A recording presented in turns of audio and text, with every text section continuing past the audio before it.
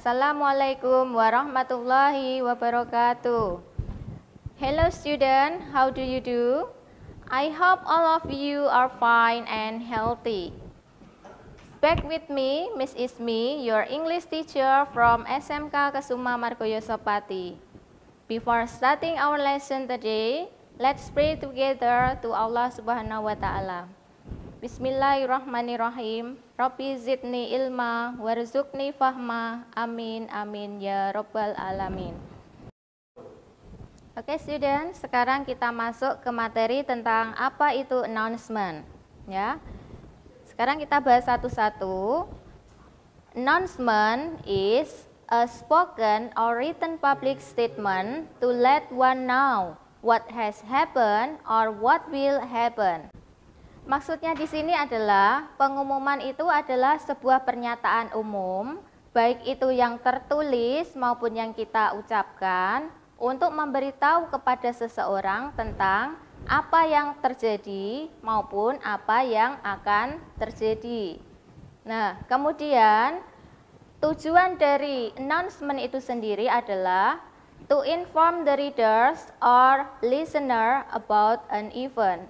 Tujuan dari announcement atau pengumuman itu adalah untuk menginformasikan, untuk memberitahu kepada pembaca, kepada pendengar tentang sebuah peristiwa.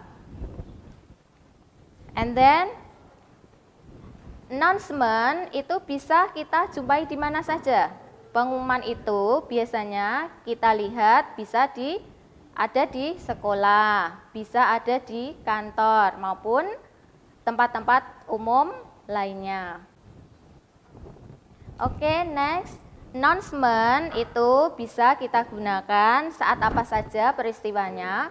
Misalnya ketika ada lomba di sekolah, kemudian ada kegiatan ekstrakurikuler, ingin memberitahukan kegiatan ekstrakurikuler itu akan dilaksanakan kapan dan jam berapa, itu bisa kita buat pengumuman. Kemudian bisa untuk mengumumkan rapat OSIS. Kemudian lagi tentang lowongan pekerjaan. Selain itu bisa berita bahagia maupun berita duka, itu juga bisa dibuat announcement, dibuat pengumuman.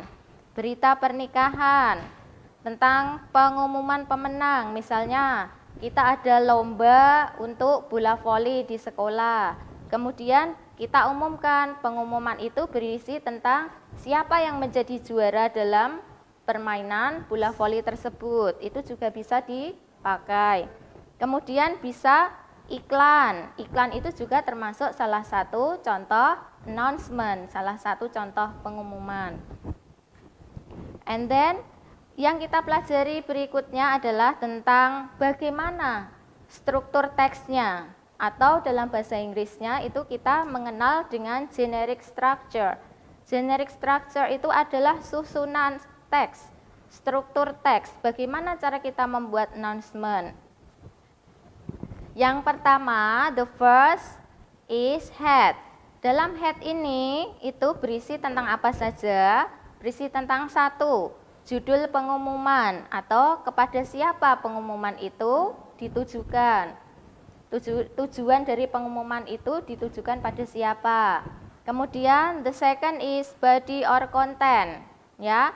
Isi dari announcement itu sendiri apa? Di dalamnya itu nanti ada tanggal, ada tempat, nama kegiatan dan lain-lain, ya. The third is closing. Closing itu penutup.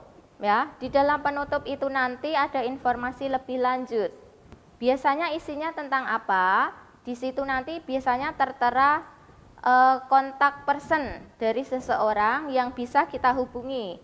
Di situ nanti ada nomor HP. Bila kita itu membaca sebuah pengumuman dan kita kurang jelas memahami itu, bisa mencari informasi lewat kontak person yang dicantumkan. And the last, untuk membuat pengumuman, hal terakhir yang kita lakukan adalah menulis siapa pembuat pengumuman itu, atau dalam bahasa Inggris kita kenal dengan sebutan the writer. The writer itu siapa sih yang membuat pengumuman itu? Nah, itu harus jelas, harus tertera di dalam sebuah announcement. Nah, anak-anak, untuk membuat sebuah announcement, sebuah pengumuman, ada beberapa hal yang harus kita ketahui. Di antaranya adalah brief, inviting, and to the point. Saat kita membuat announcement, membuat pengumuman, pengumuman yang kita buat itu harus singkat atau ringkas, ya. Harus inviting, harus menarik, dan to the point, tidak bertele-tele. Maksudnya di sini adalah pengumuman itu tidak usah terlalu panjang, karena itu akan membingungkan si pembaca. Ya, biar jelas itu kita harus menarik, ringkas, dan to the point. Dan selanjutnya adalah hal lain yang harus kita ketahui dalam membuat pengumuman, antara lain adalah be clear and complete. Pengumuman itu, announcement, dibuat harus jelas dan lengkap. Supaya apa? Setelah pengumuman itu kita baca, tidak menimbulkan pertanyaan lagi di belakangnya. Ya, harus jelas, tidak menimbulkan pertanyaan lagi setelah kita baca. And then sekarang look at the example. Kita lihat contoh di sini. Di sini ada sebuah announcement, ya, tentang klub basket. Perhatikan di sini. Di situ ada satu announcement. Attention, SMA Kibang Basketball Club opens recruitment for new members. For all students who are interested in basketball can come to the basket court at this Wednesday and Saturday at 3 p.m. to fill in a registration form and join our scheduled training. For more information, you can contact William at 0857854325. Nah, di sini coba kalian amati. Di sini sudah lengkap. Dalam pengumuman di sini ada tertulis the writer, tentang siapa yang membuat pengumuman. Pengumuman itu yang membuat siapa? Kemudian kegiatannya apa? Itu juga sudah jelas. Ya. Kemudian ditujukan kepada siapa? Kepada siapa pengumuman itu dibuat? Itu juga sudah tertera. Waktu dan tempatnya kapan? Itu juga sudah ada. Dan yang terakhir itu ada yang namanya closing. Closing itu penutup. Di dalam closing itu tertera nama pembuat dan nomor kontak person yang bisa dihubungi kalau di kemudian hari ada sesuatu hal, pertanyaan yang perlu ditanyakan. Alright students, what do you think about the material that we have learned today? It is easy, isn't it? Before we end our meeting, I would like to remind you to stay healthy and keep applying health protocol whenever and wherever you are. Okay, thanks for your attention.